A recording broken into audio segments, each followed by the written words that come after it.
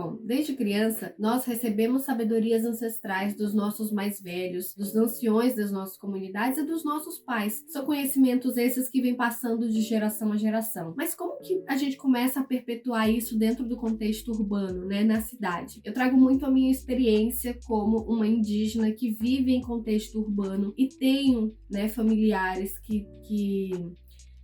meus sobrinhos, né, que são frutos de relacionamento com não indígena, né, e indígena. Então, como trazer isso, como trazer a nossa ancestralidade?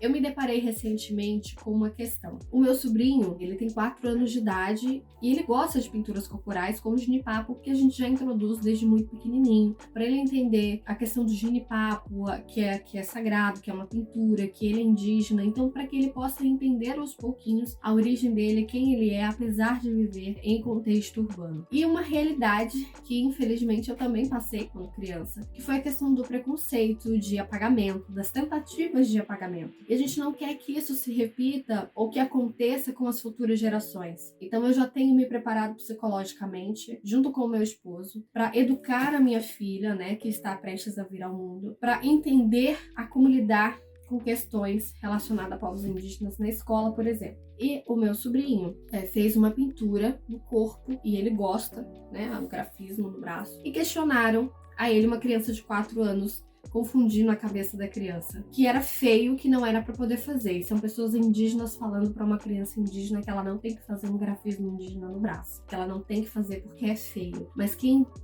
tá dizendo para ela são pessoas que não fazem parte da cultura dela. Então, como trabalhar isso é um contexto muito complexo, trabalhar isso e principalmente com crianças. Então a gente explica e dá o entendimento e contextualiza e passa os nossos conhecimentos para essa criança, para ela entender que isso não é feio, que isso faz parte da cultura dela. Então é importante para que nós, né, mães, mulheres, indígenas, detentoras de conhecimento e responsáveis também, não somente, mas também, passar o conhecimento para as crianças e explicar quem elas são, como elas devem ser tratadas, chamadas e como fazer isso fazer parte do dia a dia dessas crianças, para que elas possam crescer convictas de quem elas são, convictas da sua cultura, da sua ancestralidade, da sua própria história. Por isso que nós, mulheres indígenas, temos um papel fundamental na educação das crianças, na educação dos nossos filhos, para que histórias como aconteceram no passado, como aconteceu comigo, de tentativas de apagamento,